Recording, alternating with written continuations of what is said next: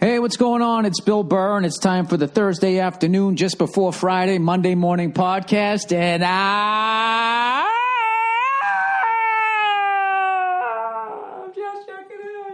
just checking in on you. What's going on? Let me do that like I'm falling off a cliff, and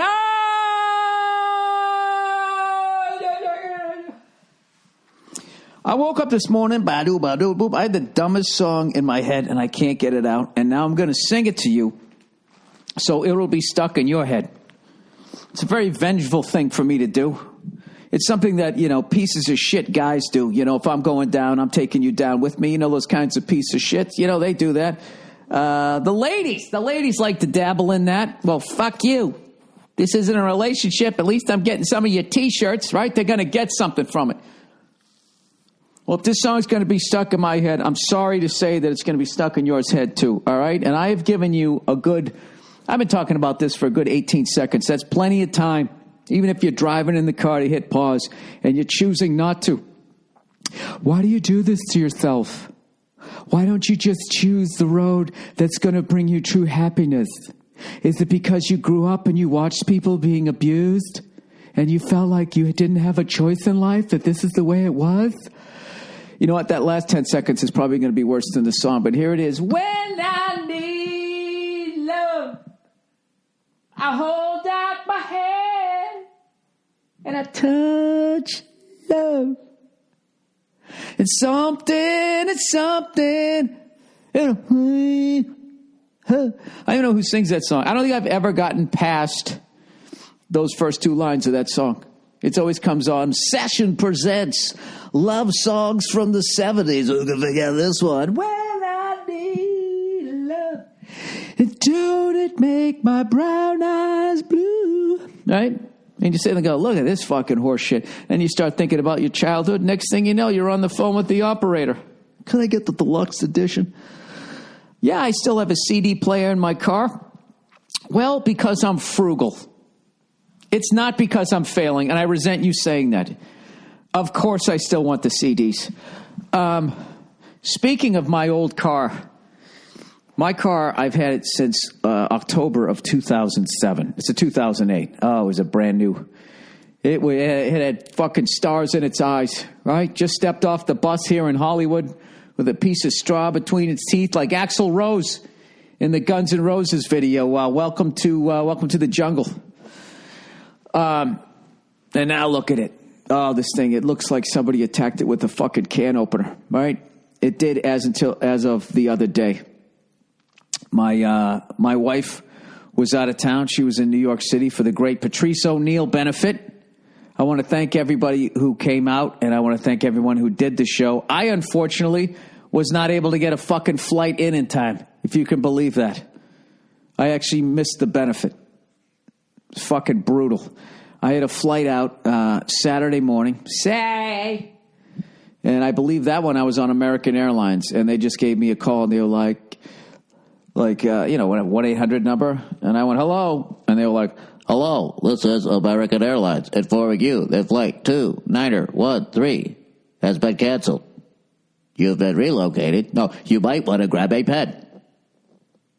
You have now been rebooked on flight number 1750 out of LAX on Tuesday, January 26th at 1:15 p.m.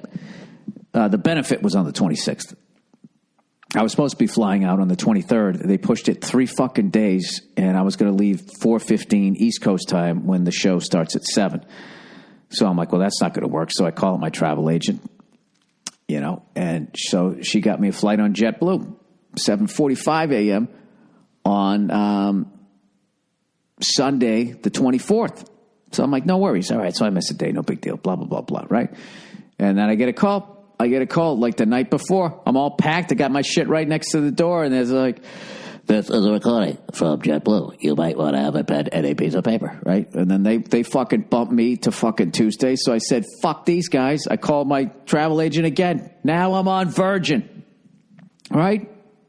I don't know why they call it Virgin Airlines, and then it looks so jizzy in that fucking thing. It's like if the W Hotel was a plane, with the fucking aquarium lighting. that just says no one wants to see a good look of their face in a mirror after they do what they do in here, right? So they booked me on that fucking thing. And they're like, well, the time we can get you out is right when the New England Patriots game starts. And I'm like, fuck! They're like, all right, you got TV? Yeah, fuck it, put me on it, right? And then that one got canceled. So at that point, I deduced, if I'm using the word properly, that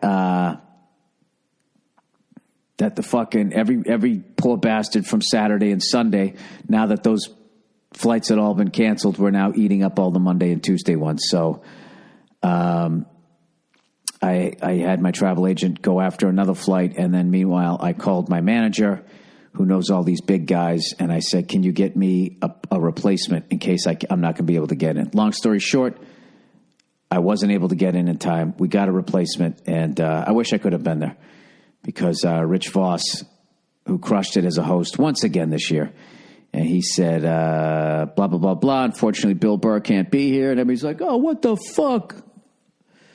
Where is the red cunt, right? And he said, that's the bad news. He said, the good news is Louis C.K. And Louis C.K. walked out, and they went fucking absolutely mental. And, I was replaced, one balding redhead with another balding redhead with more credits. So nobody missed me. And I guess he fucking murdered it. And then all he had to do was 15, because he's such a great guy, did like 25. And just fucking destroyed, and everybody had a great time. And somebody sent me a picture of everybody in the end coming out. Al Dalbeni flew in all the way from Sydney, Australia. That's another reason why I didn't want to reschedule, because this guy flew in from the other side of the fucking world. And who else was there? Rachel Feinstein, Greer Barnes, who absolutely murdered, one of the greatest who ever did it, Greer Barnes. Jim Norton. I don't have it in front of me. I wasn't there too, so I know I'm going to end up forgetting somebody. But anyways, everybody, Godfrey did it. Everybody fucking killed. And they had a great time. So anyway, so I was out here. And I was supposed to be in New York from Saturday until Wednesday. So nobody knew that I was out here, So I was just like, well, fuck it. I'm not telling anybody I'm here. And I just started handling a bunch of shit that I've been putting off for months, if not years. I did everything from get my last will together, when I die or whatever, make sure that everything goes to the people it needs to go to, so there's no fighting, hopefully. Which is actually, it's really morbid, but it's also fucking kind of cool. It's like, yeah, fucking you take this and you take that, and I'm out of here. Good luck to you all. I had a great time. You had a great ass. I rolled change that we had in jars. I handled that, and I dropped my fucking Prius off. And I had all the fucking dents repaired. You should see, it looks brand fucking new. There's a couple little ones that they left in there. They buffed the whole thing up. I didn't get new bumpers because, you have new bumpers out here. They last for about 3 days before somebody just bumps into them. So I just had them buff those things up, and it looks fucking great. And I'll tell you right now, having a paid-off Prius with 80,000 something miles on it, in LA is the greatest fucking car you could ever drive. It's the shit. And it takes the hits too. It's like Ben Roethlisberger. It just fucking shakes him off, and it keeps going. And no matter how bad the gas prices get, I've never paid more than $40 a gallon. I don't give a fuck if somebody runs into it. I can park it wherever I want. Nobody's going to take it. It's fucking perfect, right? I bought my wife a nice car. It's nice. I can't stand it. I can't. You know how I feel like when I'm driving that thing? Do you guys ever see that fucking hilarious Howard Stern's movie, Private Parts? Do you remember when he was showing himself when he first became a DJ, and like when he went to put the needle on the record and he scratched it and he fucked the whole thing up? Remember that noise he was making? He was going, ooh, ooh, ooh, ooh. That's what I feel like when I drive that car. Like, I'll be going to the grocery store and I'll just be thinking like, God damn it, I need to go in there and buy some fucking hamburger, but You know, if I don't see a bunch of wide open spaces, I won't park it in there because I know somebody's going to come in and just park right next to it and fucking open their door right into the side of it, and it's going to make me fucking sick. You know? It's like when you go to a movie, right? Like right now is a great time to go see Star Wars. Maybe in another fucking week, right? Nobody's going to be there. You go see a matinee, right? And it's during the work week. You're a comedian. You got a gig that night. You say, fuck it. I'm going to go see a matinee showing of Star Wars fucking 6 weeks after it came out, right? You go in there. There's nobody fucking there. You got your feet up. You're having a great time. It is fucking inevitable that someone's going to walk in during the fucking trailers. They're going to sit down right behind you and they're going to talk or munch popcorn fucking loudly, or they're going to be fucking dressed like Chewbacca and there's going to be getting hair in their mouth. They're going to be doing that the entire fucking time. It's the same way that is inevitable. If you park in a parking lot, some cunt, even if there's a bunch of fucking spaces, is going to pull in right next to you and they're going to open their fucking door right into it, you know? And that's just regular people. Forget about out of shape people who they got to like put stress on their hinges of their doors to just make it wide enough, you know? You know, that's when you know you're fat, when you get like one of those Formula One fucking steering wheels that just pops out so you can get your gut out. You keep lying to yourself. I'll tell you, they don't make these Ford Broncos as big as they used to. Yeah, they do. Yeah, they do. They most certainly fucking do. So anyway, speaking of cars, dude, I saw there's somebody up the street, man. It's got a killer fucking car. It's one of those Volkswagen. It's not the Bug. It's not the Carmen Gian. It's the fucking station wagon. And they put some white walls on it and some fucking fog lights. They got the luggage rack on it. It's fucking cool as shit. I love a station wagon. I love a station wagon. Sorry. I got a little fucking... who's that guy? It's as big as a whale, and it's about to set sail. The Love Shack. Hang on. Sorry, I'm singing all these fucking songs. It's a little old place where you can get together and do what? What kind of depravity goes on in the Love Shack? Did that song even make sense? They just went out to a shack and they fucked. I mean, maybe I'm taking it too literally. What was I looking up? Oh, yeah, the Volkswagen station wagon. The Volkswagen station wagon. Classic VW station wagon. Let's see what this thing's called. There it is. The fuck is it called? So I got all the pictures of it.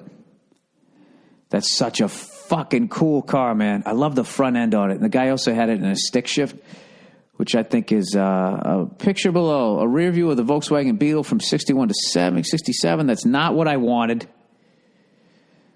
Gee, one of these days, I'm just going to look shit up, you know, before it starts, and I'll have a nice, smooth podcast. I'm imitating my science teacher from high school when he was talking about some sort of biology thing. He said there's rough and smooth. I forget what it was, and he was like, there's rough and smooth. And he used to make a joke out of it, and everybody would laugh, and you'd never get it wrong on the test. You know why there's not more funny teachers is because they all become comedians, because they're just like, all right, I'm basically doing stand-up here, and I'm not making any money. So fuck these kids and their future. Volkswagen Type 3 Squareback, that's all it's called? Come on, they had to give it a better name than that. Oh, this is some fucking gearhead thing. Goddamn fucking bastards. Can you just tell me the name of the fucking car? When I need information, you think I could look it up in the internet? By the mid-'60s, it was clear that Volkswagen's iconoclastic Think Small campaign on behalf of the lowly Beetle had succeeded in transforming the Third Reich. Wait a minute. Is this about Hitler? I'm trying to read about the fucking Carmen Gia's Type 2. Maybe it is a Carmen Gia. You know what the fuck I'm talking about. You know what? I'll just put a picture up. How about that? I'll put a picture of that. Hey, did anybody see Bill Belichick, A Football Life? It was a two-parter, And I got to admit, I was bored shitless. I've never been more bored watching a football life. Even when it was him and Tom Brady sitting in the office, it was fucking egghead shit, but it was just all monotone. Just going, yeah, the Lions have a good defense, so, I'm going to put together a game plan. And then Tom Brady be like, smiling, but just going like, yeah, I thought maybe we could have the running back come out of the backfield. We could exploit some things, the underneath of their secondary. Well, yeah, Tom, I'm going to look into that. Okay, Bill. And that would be like a scene. It was like fucking, even when he got emotional, when he went to Giant Stadium, I was just like, this is, he didn't get emotional. Like, if you want to see the emotional one, you got to see the Dick Vermeil one. But I can't even watch it. I feel like a bad Patriots fan. I cannot get fucking through it. Maybe I will eventually. So actually, that was another thing I did when I was here. I was just binge watching shit. I watched the whole first season of Top Boy on Netflix. It's only 4 episodes. Fucking good show, man. And I just started the second one last night. And I watched this documentary on Nas, who I never got. I never got it. When Illmatic came out, I was like, I don't like this. I don't get it, right? And now I went back and listened to it. I was like, oh, wait a minute. This is fucking unbelievable. You got to admit, okay, when you're younger, there's a lot. Sometimes there's albums that come out or artists that come by and you just don't see him because you're like, he's an older guy. Like David Bowie. I never went to see that guy live. And now I'm doing the classic now that he's dead. Let me take another listen to his fucking music. And I had that fucking album like everybody has that album. I had the Ziggy Stardust one, and that's still an amazing fucking album, obviously, but it's been played to death. But that was killer. But I downloaded Diamond Dogs, and it's fucking it's unreal. And I was like, how many times could I have seen this guy? I could have seen him on the Let's Dance tour. Let's dance, put on your red shoes, and dance the blues. I could have seen him on any of those, and I never did. Bob Newhart's playing out Friday night. I'm not going to get a chance to see him. His fucking show is sold out. It's like way the fuck out in the desert. And I got something 9:30 the next morning, so I can't go fucking see the guy. And so I'm trying to make a bucket list of guys I got to go fucking see. I hope nobody plays this for him, because I'm going to see them because not only I respect them as an artist, but I'm afraid they're going to die.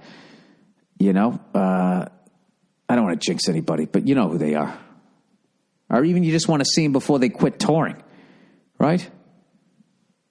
Everyone from Tony Bennett to Stevie Wonder to Bob Newhart to Morton Downey Jr., right? I'm joking. I already saw him, and he's dead. All right, let's plow ahead. I think I got to do a read for the week here. Why don't I do the read, and I'll be singing the melody to When I Need Love. Dollar Shave Club. Lots of players will be sporting playoff bids. Now that the postseason's here, leave. I can't do the whole thing. That to the pros. Kick off the year the right way with a fresh blade shave. That's why me and millions of others have joined the DollarShaveClub.com revolution. Dollar Shave Club knows that the key to getting an amazing shave is simple. 1, use a fresh Dollar Shave Club blade. 2, use their fucking Dr. Coffee's Easy Shave Butter. That's it. Dollar Shave Club delivers amazing razors right to my door for a third of the price of those greedy mega razor corporations. That means listeners who switch now can afford the luxury of shaving with a fresh blade anytime and save hundreds this year. And when you combine the fresh blade, and then what you do if you really want to feel like a rich guy is get one of those barbershop chairs and fucking lay back in it and have one of your drunk friends shave your face for you. Don't have them go up. You'll get ingrown hairs. And when you combine that fresh blade with the Dr. Coffee's Easy Shave Butter, it just glides. It's like lube for your face. It's unimaginably smooth. I'm telling you, it's not the average shave foam. It won't dry out your skin. The all-natural ingredients leave your skin feeling soft, smooth, and moisturized after every shave. Take it from me. Use a fresh Dollar Shave Club blade with Dr. Coffee's Easy Shave Butter. If you want the most gentle shave imaginable, join the dollarshaveclub.com/Burr revolution today. That's dollarshaveclub.com/Burr. Hi. dollarshaveclub.com/Burr. All right, LegalZoom. All right, before another year passes, take the time to get your life organized with LegalZoom. This is what I've been doing. Do you have a family? Do you have any assets or property? If any of those answers are yes, you should have an estate plan. Fuck you, man. I already did this. This is for other people. Don't worry if that sounds complicated. LegalZoom can help. Yes, they can. LegalZoom's estate plan bundles eliminates the guesswork. Yes, they do. This is a personal testimony. You don't have to figure out on your own whether a will or living trust works best for you. Instead, you work with an independent attorney available in most states. They'll walk you through your options and recommend an estate plan that offers the best solution to fit your needs. You know what's funny? You know if it's not available in your state, they don't think your state's cool. There's not enough fucking people for them to make money on. Like if you're out there in Wyoming. I think I'm doing a gig there coming up in Cheyenne. I got a gig coming up in Denver. All right, they'll walk you through your options and recommend an estate plan that offers the best solution to fit your needs. Since LegalZoom is not a law firm, you can count on efficiency and value. Everything is your schedule and your terms. Plus, you'll know what your estate plan bundles cost up front instead of worrying about hourly rates. That's how LegalZoom has become the leader in helping small business owners and families with their legal needs. You get legal help and walk away feeling great. There's the great that I was looking at. A fucking line below. Get your life organized with an estate plan bundle at LegalZoom.com today. Don't forget to enter Burr in the referral box at checkout. That's code Burr at LegalZoom.com. All right, there we go. And that's the end of the reads. What did I just want to talk about? Something in there reminded me of something. Oh, yeah, I'm going to be going to Denver. When I go to Denver, they're either going to be Super Bowl champions or they're going to be depressed that they lost, but they're probably still going to give me shit that they beat my Patriots. But I got to tell you this, man. This is pretty cool. Do you know Denver's the only team the New England Patriots have a losing record to? And I know a lot of you guys are like, yeah, fucking Denver. And I'm actually thinking, like, I can't believe that's true because I watched the Patriots before Tom Brady. All right? And I think there was very few people that we had a winning record against. And the fact that, who's kidding who? Bill Belichick came in with Drew Bledsoe, and that really started turning shit around. And just the way that they've won since like 2000 or 2001. Well, really like the last 20 years, the way they've won. They were, 35. They were 35 years, or 33 years in, or 32 years in when Drew Bledsoe took over. And Drew Bledsoe took over 24 years ago. So, that's what it took. It took 2.5 decades to undo fucking 3 decades of fucking up. And I think that's amazing. Now, you're probably going, well, why the fuck... What are the Broncos doing? You always got to play in that altitude. It was always snowing. And then they had Craig Morton and the Orange Crush defense in the 70s. And I think before that they had that Floyd Little, great running back, Randy Gradishire, Haven Moses, Rick Upchurch. They always had some fucking guys. And then they got John Elway in 83. And that fucked, after Craig Morton, they went, a few years. And then 83, Elway came in. And that fucked us from 83 to 98. So even when we had Drew Bledsoe for the first fucking 6-7 years, it was against John Elway, who's like top 3 all time, I think. You know what I mean? I'd actually put him ahead of Peyton Manning, personally speaking. So I'm actually excited that there's 32 fucking teams. We're one of them. So of the 31 other teams, 30 of them we had a winning record against. Can anybody else make that claim? I don't think they can. All right. Sorry. So anybody watch 60 Minutes? This past week they did this feature on mountain lions and how California is the only state that has mountain lions just walking around. I'm going to fuck this up in a park. I guess maybe the size of like Griffith Park or Runyon Canyon or whatever those ones are out in the valley. I guess they have these fucking things. And so anyways, I was watching it because a few of the places was where I hike with my dog.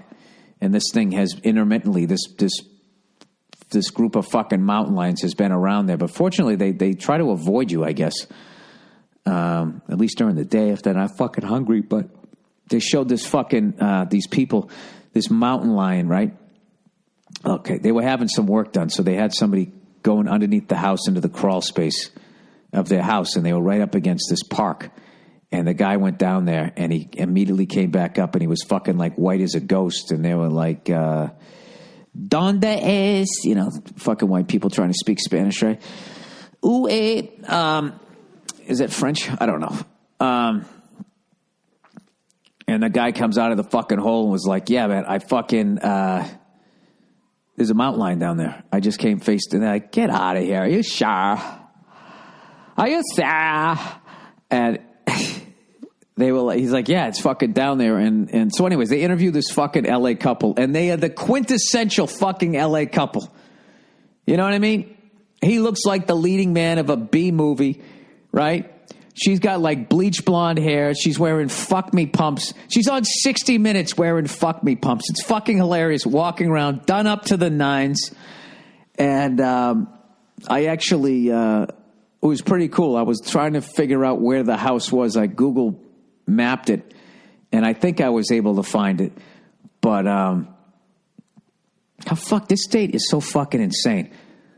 With the droughts, the fires, the rattlesnakes, the coyotes, the mountain lions.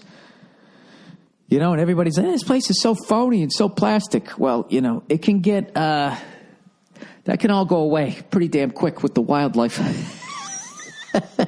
It's sort of like a fucking Australia light, like super light. You know what I mean? As I was throwing that out there, I just heard everybody down there, give me a fucking, flipping out about how dangerous they're fucking, how dangerous Australia is. Let me tell you something right now. There's no fucking snakes in Sydney, Australia. All right? There's all that shit's in the middle of their fucking country. There's some at the zoo, right? Every once in a while, you'll see somebody, goes to pick up a snake, thinking it's a garden snake. He gets fucking bit and then goes jogging and it races through his veins and he fucking dies. Yes, that does happen. But, people die. You know what? Let's look up some stats here. Let's go to the stats here because I don't think you're going to hear enough stats between now and the Super Bowl. As they sell the game. The upstart new talent, Cam Newton, with his whole career ahead of him, coming up against the wily veteran Peyton Manning, who went to Germany and God knows what happened, but he's not on the Patriots, so ESPN's not going to cover it. I don't even think he did anything, but the accusation was out there. I mean, it came from Al Jazeera. I mean, who knows more about NFL football than Al Jazeera? Al Jazeera. All right, what the fuck was I looking up? All right. Snake bite deaths. Australia comes right up. This is all touristy shit. Like, am I going to die if I go down there? Snake bite deaths 2015. List of fatal snake bites in Australia. Gotta love the internet. I'm not saying the information's right, but they always have an answer. All right, snake bite death. The eastern brown snake is responsible for about 60% of deaths caused by snake bite in Australia. All right, here's the numbers. The 2010s. All right, in 2015, there was one brown snake or taipan. The species is unconfirmed. You know why? Because the snake left. Didn't hang out like, yo, I did that shit. Like the little sound, it's a snake. You get it? I'm sorry. In 2014, there was two. All right. That's big, bad, dangerous fucking Australia. Let's check out the U.S. When I need love, United States. List of fatal snake bites in the U.S. All we got to do is beat one. One ties it and it goes into overtime. in the 2010s. Oh, we crushed them. 1, 2, 3, 4. Go fuck yourself, Australia.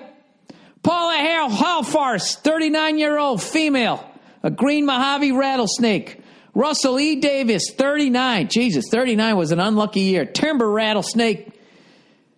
You want to hear the story? Dave was sitting around the fire at his family's camp when he was bitten by a rattlesnake. Jesus Christ, in the balls, right in front of his whole family. He was taken to the hospital and from there airlifted to a Pittsburgh area hospital. While en route in the helicopter, Davis suffered a cardiac arrest. Jesus. Grant Thompson, 18, male. A cobra? Who the fuck has a cobra? He get hit by a car? Wait, Thompson was found unresponsible in his car in North Austin at a Lowe's store parking lot. How the fuck do you get by a monocled cobra? Oh, it's got the one fucking glass on it, too. One little eyeglass. The glass like it was evil, like it's a James Bond villain. All right, it's a cobra species which is widespread across the South and Southeast Asia. Oh, Jesus, somebody fucking ordered one. A monocle cobra that he was known to own was missing and was later found dead nearby, having been run over by a car. Wait a minute. I'm sorry. We got to get to the bottom of this fucking story. So this fucking kid ordered a goddamn cobra. Wait a minute. Dude, when are these people gonna fucking? Well, let's not get crazy here. Let's find out what happened to this kid. Jesus Christ, Grant Thompson. Grant Thom Thompson. Cobra. All right, Grant Thompson committed suicide by allowing a cobra. This can't be true. Suicide by snake bite? Question mark. Is this clickbait? I was going to say, this kid looks just like Lance Bass, and it was actually clickbait on the side. It says, Lance Bass shows us the most expensive item from his wedding registry. Isn't that a little disrespectful to have next to this kid? All right, so the kid's sitting here with a parrot from one of his, like one of those Beretta parrots. Police investigate Texas teen's death after he leaves a cryptic message on Facebook.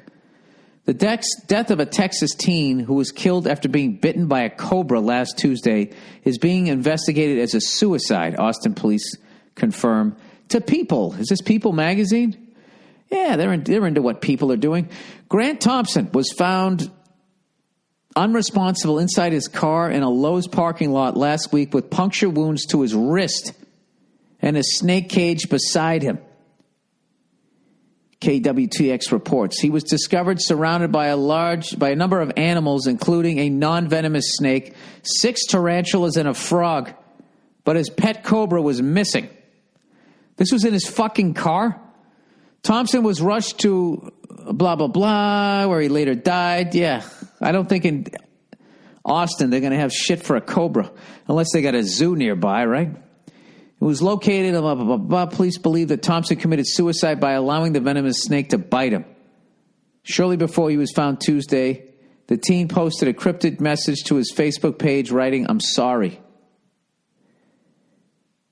Thompson's family owns a pet shop in Temple, Texas.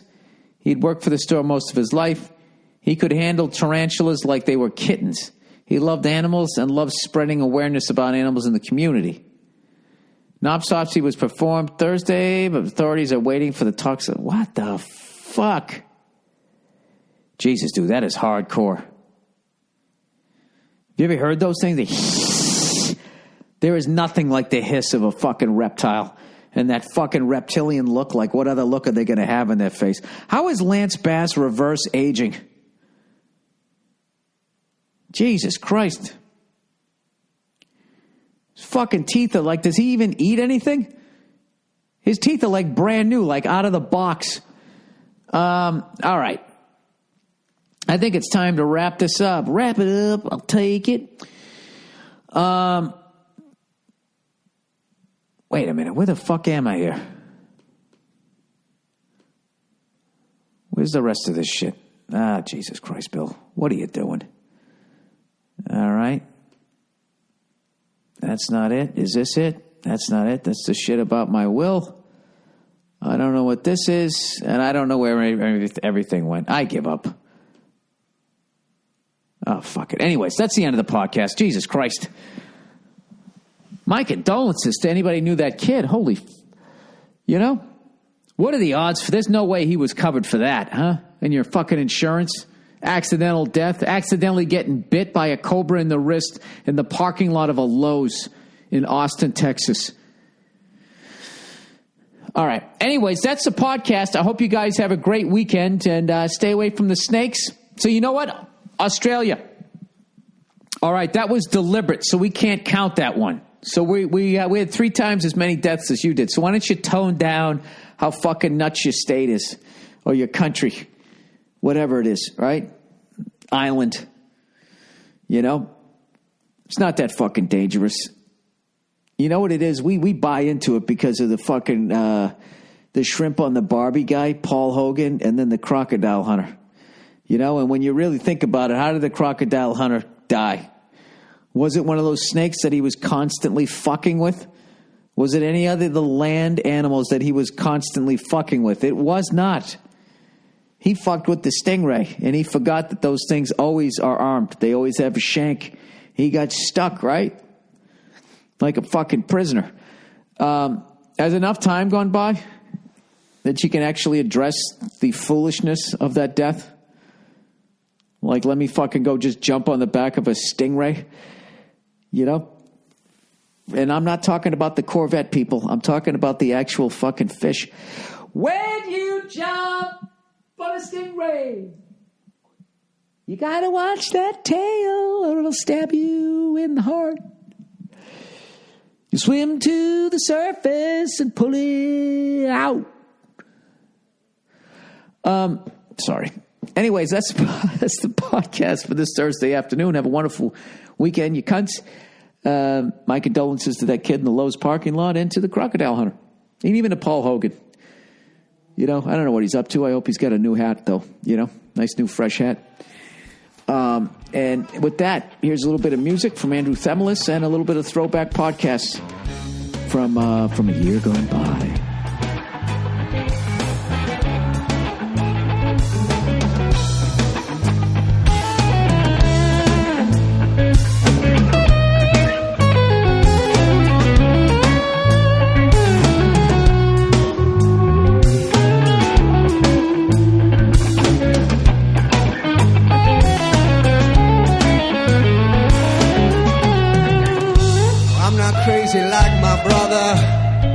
It's the way that I choose. I don't hang around with the system when I got everything to lose. Would you bring me my money and take from me all that I was worth? 'Cause I wasn't worth nothing and I wasn't yours.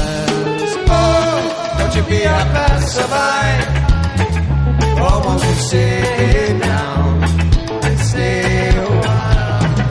Oh, don't you be a passerby. And that is it. Bill, bit of a dilemma here for you. I'm an 18-year-old male who's about to graduate from high school. Congratulations. Over the past few years, I've been told I'm a really good dancer. Not ballet or artsy stuff, but just good dance floor dancing. Oh, my God, I'm going to take over the dance floor. Hey, Angie, watch me. You're John Travolta. This is great. Do you go out to the Staten Island Bridge and do headstands with your buddy Bobby? Huh? If he didn't have an afro, he never would have fell off that bridge. If he had it high and tight like all these Armenians out here. Every Armenian looks like they know MMA. When was the last time you saw an Armenian dude in his 20s or 30s and he did not look like he could put you in an arm bar within 2 seconds if he wanted to? If I was Dana White and I was running the UFC at this point, they're up to like UFC 2006 You know, they've run out of adjectives. This time it's really, really personal, right? Not saying I'm not a fan. I'm a huge fucking fan. I'm just saying, you know, the way they have those things like every other week. There's only so many, like, you know, redemption. I mean, you're running out of words. I'm such a fucking idiot.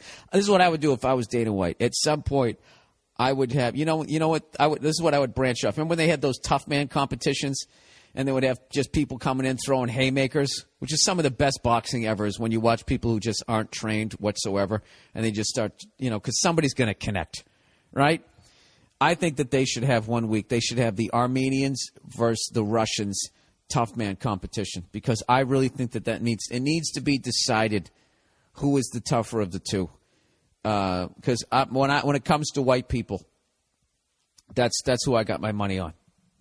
All right, those are the Crips and the Bloods of white people, is the Armenians and the Russians. All of them, they just have that vibe. There's something you just like, yeah, I'm not fucking with that guy. I'm really not doing it. Anyways, not a ballet or artsy stuff, but just ballroom dancing. I'm fucking dancing over here. I kind of think dancing is gay from an outside point of view. It isn't. It really isn't. That's just how white people look at it. It's considered gay because it involves like letting yourself go and actually admitting that you have emotions. As a man, as a white male, it is. It's considered gay.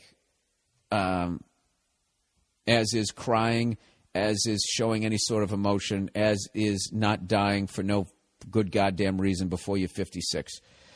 Or not dying, I should say. If you live to be 60, I believe amongst white men, that's also considered gay, because that means at some point you cried something out of your chest and you didn't have a heart attack. Anyways, he says, I think dancing is gay from an outside point of view, but I'll be the first one to admit that I'm actually a pretty good dancer. If I didn't think so, I wouldn't be out there doing it. Yeah, but dude, you got to be getting some... All fucking women love a guy who can dance. Dude, if you can dance and you're wearing like a silk scarf, it's fucking over. It's going to be raining pussy. As far as my outside view, my freckled view from over in the bar, trying to stand out from underneath those hot lights so I don't get burned. You know, redheads, we're the closest thing to vampires. You know, we have none of the powers of vampires, but the sun affects us the same way. A friend of mine who's a female dancer keeps telling me I could make money doing it on commercials or music videos, parentheses, clothes on. Or you could go to fucking Broadway and be like one of the 5 straight men who dances on Broadway and just tag every fucking lonely chick out there who's all stretched out. Just make sure you keep their shoes on. Dancers' feet are always fucked up. Here's where it gets complicated. I plan on becoming a policeman. Oh, dude, this is a no-brainer. You need to dance at bachelorette parties dressed as a cop. All you need, dude, is a fake uniform and a boombox, and you're on your way to making money. Dude, you should fucking do that in a second. And then you write a book about it. I was a gyrating cop for bachelorette parties.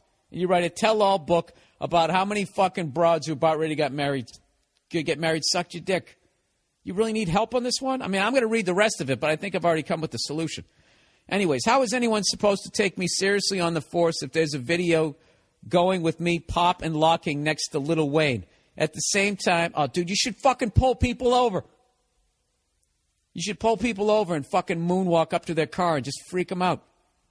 Even if they were reaching for a gun, they'd be laughing too hard and they wouldn't shoot you. Then you could arrest them, and then you move up. Next thing you know, you're a commissioner. Right? Nothing? Anyways, at the same time, I'm getting laid a lot because of it. Of course you are. I'm a 7 on a scale of 10. I like this guy. He's honest. And and like having a jump shot, it's put me up to an 8.5. I'm banging 10s. I've always wanted to be a cop, but the perks here seem better if I was able to make money doing it. Oh, in the dancing thing. I wouldn't just be getting Hummers for letting gross moms off on speeding tickets. I could be banging J-Lo. She's into dancers, right? Thanks. Yeah, dude, abso-fucking-lutely. Dude, you're basically saying, what should I do here? Should I bang J-Lo's, be down at the club, and make all this fucking money? Or should I take a job where I'm going to get shot at and not be appreciated? You know, I'll tell you, every cop out there would dance if they could, as opposed to being a cop. I don't care if they're like 7 generations in. Dude, this is what I think of as far as like dancing. I think if I like compare it to being a comedian, the open mics would be getting a piece of cardboard and being on a subway platform, making money that way. And then when you move up to hosting a show, that would be you dress as a cop and you fucking dance at bachelorette parties. That's what you do on the side. That's like your fucking day job, that bullshit. And then during the day, I would try out for those do they make music videos anymore? Or fucking, I don't know. Believe it or not, I don't know how to climb the ladder as a dancer. But, dude, abso-fucking-lutely. If you can make money doing that shit, and then what the great thing is once you get to a certain level to make more money, you know, once you got some credibility, you always have the fallback where you can teach a class. You can be like, I danced for 9 years in Chitty Chitty Bang Bang and fucking banged every fucking broad on there. And if you'd like to know how to fuck the women in your cast while still not losing your job, come on down to Frankie's fucking dance studio, whatever. Just, you'll figure it out as you go in there. And, yeah, absolutely. Abso-fucking-lutely. I would definitely do it. You want to do it, or you wouldn't have taken the time to write in. So your big fear should be whatever everybody's big fear is. Like, what if I fucking go after this dream and I'm 30 and I'm sleeping on a fucking futon and it hasn't happened yet? Well, I got to tell you something, sir. I've been there. I was there at fucking 34. I was still sleeping on a futon in a fucking studio apartment that they called a one-bedroom because they slammed a fucking wall in there and put a door on it. And then one day I was trying to bang the girl upstairs who had the fucking apartment right above me, and it was the exact same unit, and hers was a studio, but she had been there longer, so they never slammed a wall in there. And I realized, hey, wait a minute, I'm getting fucked. You know? I should go down there and try to get some money taken off of this. I should go down to they're fucking me over rental board, but I didn't. I said, fuck it. Just keep writing jokes. Right? So whatever. All you got to do, you just got to commit to this shit. And then realize that, you know, sleeping on a futon when you're 30 is not the worst thing. It isn't. You know what's worse than sleeping on a futon at 30? Sleeping in a king bed next to a fucking woman you're not really in love with, but for some reason married, and you got a couple of kids, and you got a job that you fucking hate. Okay, you'll be laying there fantasizing about fucking sleeping on a futon. There's no risk when you go after a dream. It's all fucking reward. It's all going to lead to something good. It always does. There's a tremendous amount of risk to playing it safe. And that leads to unbelievable levels of regret, which is something else I've also experienced because I'm an old motherfucker. So old old man from across the way thought he heard, yeah, what he heard you say. And now, man, you watch it shine for the bit of a second, yeah, 40 times. Oh, don't you be a passerby? Oh, won't you sit down and stay a while? Oh, don't you be a passerby? Oh, won't you sit down and stay? Hey, Bill, this is entitled Afraid to Break Up with Girlfriend. I'm going to read slow so this takes up as much time as possible. Hey, Bill. I'd like to get your advice on something. I've been dating my girlfriend for almost a year now, and I've been thinking about breaking up with her. Well, it's time to break up with her, sir. All right? Been dating her for a year, you know. If you're thinking about breaking it, it's time. Okay? He says, we get along fine, and we rarely argue. I was just thinking of a great way to break up with someone. They should invent like a breakup suit, right? Just something where you just cannot get injured, and you just put the thing on with the fucking helmet. You don't wear the helmet. You just put the onesie zip up on, and which totally protects everything, right? And then you get in the passenger seat, and you let her drive. Now, why are you going to let me drive? Well, you just drive tonight. But you always like to drive. Honey, you just drive. Okay, why are you wearing that suit? It's all going to make sense in about 5 miles. Right? You get out on the fucking highway, and you just start talking to her. And out of nowhere, you just put the helmet on. You know, and she says, what are you doing? And just say, listen, I don't want to go out with you anymore. And then she goes, what? And you go, hey, watch this. And you just open the door and you roll out of the fucking car. That's it. You're out. You know? Type up a fake police report. You tell them that you died. Then she feels bad for you. You don't have to deal with any sort of repercussions. Anyways, he says, we get along fine and we rarely argue. But I'm starting to realize I don't really want to be with her for the long haul. When we started dating, this fucking thing. These iPads suck, by the way.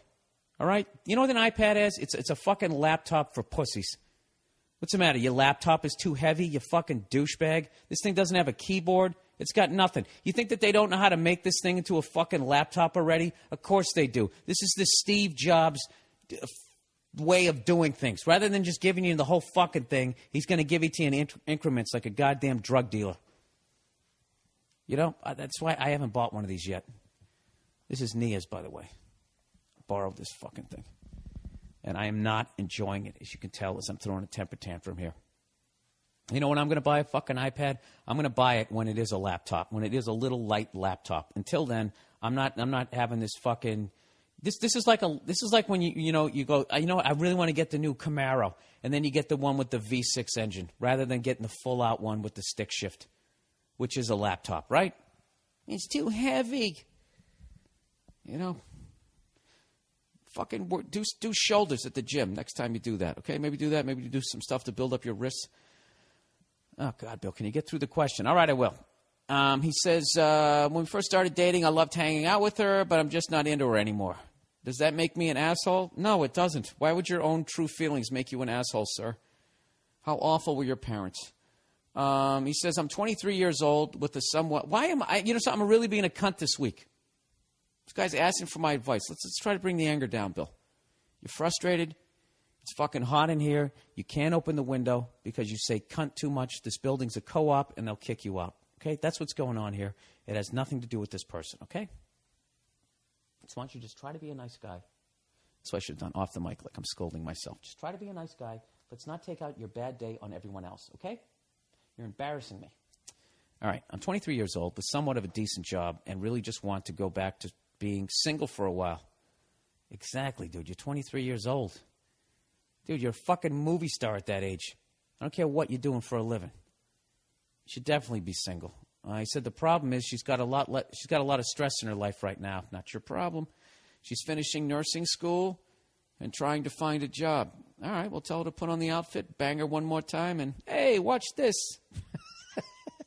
You bail out of the car. Oh, that's mean. Anyways, he says, and she has a history of depression. Over the past year, I feel like she is becoming emotionally dependent on me, like I'm keeping her going or something. Well, Jesus Christ, no wonder you want to get rid of her. You don't want this. You know? You want someone that's going to be fun to be around. You don't want her, it's sunny out and she's acting like it's raining out. With her fucking head under the pillow. One of these days, you stay with that long enough, one of these days you're just going to he's going to smother her with that pillow. So anyways, so how do I go about breaking up with her while causing the least amount of damage? He said, also, she always leaves some of her shit in my apartment. Yes, because she wants to fucking... Oh, yeah, she's clinging on to you. He says clothes, blanket, other random shit. I try to get her to take her shit home with her, but how do I avoid after breakup coming over to get my stuff? I hate that. Anyway, go fuck yourself. All right. Look, there's no easy way to break up with somebody. All right? There's just easier ways. The sooner the better. I know, dude. This is like dismantling a bomb. See, what you would like to do is say, hey, can you come by today? I want to talk to you about something, right? And sure, I'll be right over. And then immediately just take out a box, put all of her shit in it, tape it up, And then she rings the bell. Bing, bong. You open the door. You go, yeah, don't want to date you anymore. And you just hand her the box and close the door. Right? Dude, there's money to be made in this, man. Does anybody have a professional breakup service? That's such a pussy thing to do, but that would be phenomenal. You know? You make your person feel like they got fired. You know, like when a corporation fires you and just two security people show up, you know, confiscate your computer and then escort you out of the building. Wouldn't that be great? Dude, that's what you should do. Just hire two of your friends to dress up like security guards. Tell her you want to break up, you know, and then they have all their shit in the box. And then they escort her right out of your apartment building like she got fired. It'll come off as professional rather than like personal. How do you go about breaking up with it? You know what I would do? I wouldn't put all her shit in the box because that's going to come off cold, you know, and you don't want to hurt her feelings like that. So I would just, oh, fuck it. I don't know. I don't know how to do it. Why did I drink last night? And then I got up and did Opie and Anthony. What the fuck is wrong with me? I knew I had a podcast to do. You're embarrassing me. I don't fucking know. Just have her come over and just say, listen, I'm not happy. Oh, that's a great one. That's a classic.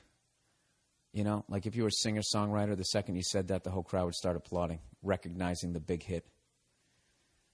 You know? Of all the girls I knew before, you know, they all start fucking clapping. You know, if they just came out, you just did classic breakup monologues.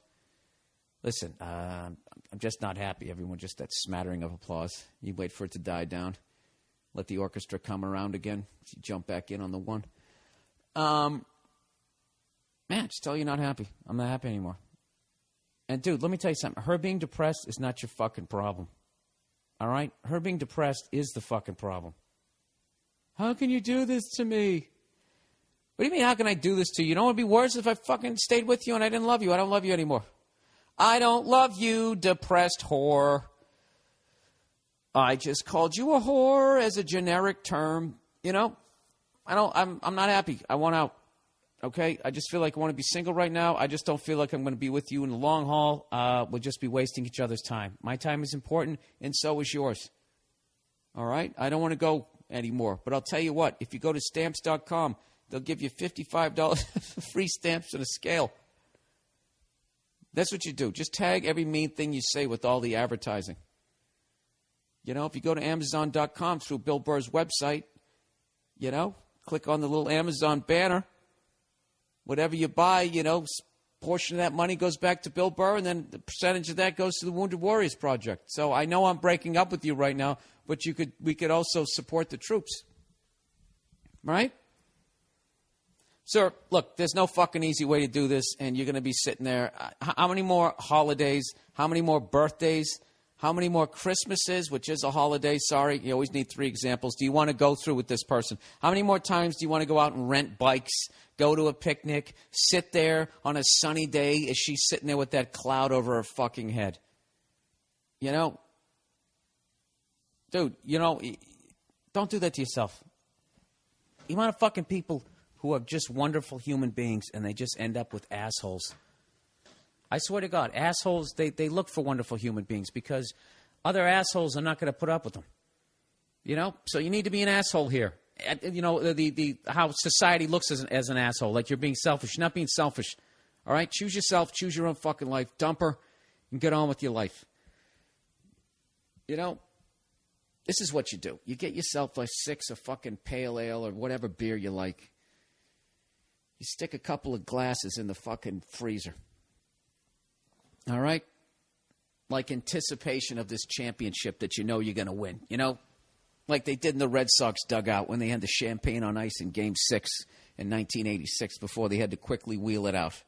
Okay? Except you're not going to let this one go through your legs, sir. You're kicking this one right in the cunt, and you're taking home the fucking championship. And when it's over, all you got to be just thinking about those frosty fucking brews in the fridge. Just think about that. Just look at the clock when she walks in. All right? Let's say she comes in at 10 past 2. Just say to yourself, worst case scenario, by 3:30, I'm going to be sitting down on this fucking couch, all right, with my goddamn phone off, drinking a couple of 5 or 6 of these things. And then that's it. All right? And then don't fucking have post-breakup sex. Don't do that, because then she'll think that you're back together again. Fuck all of that. All right? Well, I got to come by and get my stuff. Okay. When do you want to come by? This is coming off really cold. She's going to do all of that and just try to keep dragging you back into the fucking thing. I don't know if this is a punk thing to do, but after you break up with her, just don't answer the phone when she calls. And then she'll finally just say, listen, I gotta come by and get my stuff. Can you text her back? Fuck it, just be a man. What is she going to do? Body slam you? She's just going to make you feel bad. All right? Oh, why'd you break up with me? Is it because I don't blow you enough? No, it's because you're a mopey. You're sucking the life out of me. You know, and when you get that sad look on your face, you look like a Muppet. There, I said it. All right? There's your shit over there in the corner. I got a couple of cool ones in the fridge, so why don't you do me a favor, all right? Get over there, bend down, lift with your knees, get your shit, and get the fuck out of here. What do you say there, Toots? Your Prince Charming is out there somewhere. You know? It ain't here. I'm not riding that horse anymore, okay? I just shot it in the back of the head. It's over. Okay, so why don't you trudge on out of here there, fucking Cinderella? Go look at a mirror, go climb up in a tower and fucking drop your hair out, whatever the fuck you're supposed to do. Kiss a frog. All right, I got drinking to do. But beat it. Something like that. Like I said, all that bullshit I said, 10 past 2, it's over by 3:30. By 3:30, you're boozing. All right? I don't know. No, they're fucking brutal. Breaking up with somebody's brutal. Not as brutal as just the awfulness of this fucking podcast, but other than that...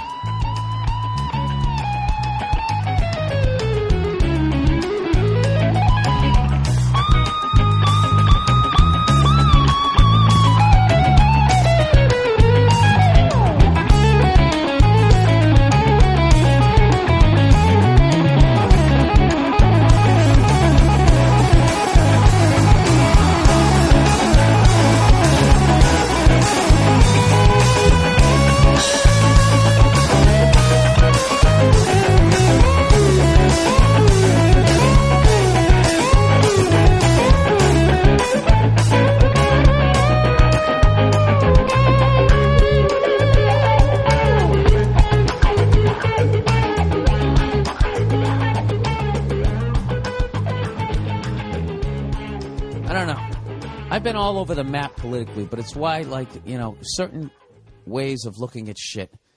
Like when people talk about guns, let's just make them illegal, and then nobody will have them. You know, like that sort of like thought process is you're acting as though the world is a utopia, and that there's not morons, and that there's not people who say I don't give a fuck what the rules are. You're totally not even taking into consideration sociopaths. Which is why that new fucking thing that Obama signed, that whole defense package where now they can just arrest people without a trial, put you in jail forever, without a trial because they just think you're a fucking terrorist. You can't give people that level of power. I'm a fucking moron, and I know you can't do that. Historically, no one has ever handled that level of power well.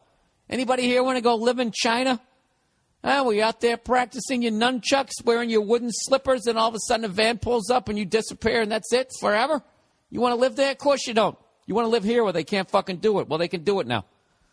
You know? They just put in a fucking order for a bunch of black vans. That's what I heard. According to holyshit.com, that's what's going down. I don't understand why stuff at that level that affects citizens to that level, why we don't get to vote on it. Do you think it's because we'd say, hey, you know what? Fuck that. Do you understand, like, that is just a jump-off point? Do you think, like, that's just how it's going to... Well, as long as you're not a terrorist, then you ain't got a fucking problem. You think it's just going to stop with that? That's not how you take away freedom. You don't just fucking do it all in one fell swoop. It's incremental. It's just like when you're dating some fucking woman and you're not paying attention. And she just gradually, every day, takes another foot of real estate. Next thing you know, you're in goal line D going, how the fuck did I end up in this situation? You started at the 50. Little push, little pull, right? Everything was fine. Next thing you know, you're up against the goal line. You think that they're just going to keep it with the terrorist thing? You know, they'll wait for a whole other generation of babies to be born. And they always grew up with government having that level of power. Then they add something else to it. Then they add something else. Then that's it. You can't have it. Okay? If Tiger Woods can't handle the level of free pussy on a golf tour, how the fuck is our government going to handle a new defense package which basically gave them a mute button? Wouldn't you love to? How would you handle that if you had that power? How long before you just started abusing that? If you could just hit mute on anybody who ever disagreed with you, and you could have them whisked away. I mean, that is the sociopath's wet dream. That's what that is. That is a fucking mute button. Mr. Stalin, don't you think? That's it. You hit mute. You're done. You're gone. See ya. I think it's fucking insane. And the only thing that I get out of it is that I feel like I was proven correct. That I don't think it matters at that level whether you vote Democrat or Republican. Obama, the first black president ever, you would think this would be the most liberal politician in the history of this country. Because of his background, you would think that he signed off on that shit. All right? I'm telling you. I don't know what happens when you become president, but I think they let you peek just enough behind the curtain. And there is a fucking agenda that we are moving towards. Because I don't think it fucking matters. I really don't. Which is why I always vote for the Ralph Nader, the fucking Ron Paul, all those guys that all those fucking idiots go, oh, because you did that, you ruined the election. Really? Did I? I feel like those guys wouldn't have signed shit like that. I feel like their track record shows that they would not sign shit like that. I don't know. I imagine I'm going to get a ton of fucking emails. I remember somebody was yelling at me one time saying that because I voted for Ralph Nader in 2000, that's why George W. Bush won. And they were just going on and on and on about it. And I was like, dude, I live in New York. Al Gore won my state. Okay? Do you understand that? So your whole fucking theory right now is out the window. I voted for Ralph Nader in New York, and Al Gore still won the state. So go fuck yourself. What I'm trying to do, Mr. fucking red and blue tie here, I'm trying to fucking encourage more people like that to vote. So mission accomplished. That's what I'm trying to vote, to run. You know? Uncorruptible. How far can you get if you're uncorruptible? I would say that you can get to the whatever level politics is when you decide whether or not they should put a gazebo in the center of town. I think once you get beyond that, you got to be a little dirty, right? I love talking about this shit because it just stirs people up, you know. Maybe you should read a little more before the next time you fucking Really? What are you reading? Huh? What are you reading? What they give you? Is that what you're reading, fuckhead? Why are you acting like you have clearance to the bottom floors of the fucking Pentagon? You're guessing just like I am, all right, Mr. Informed? I read the pamphlet. I don't buy a fucking word of it. You know? You can use Coca-Cola to take rust off of metal. You can use it for that, you know? You understand that? Yet they're still able to sell it to us like it's refreshing. I don't know what that point meant either.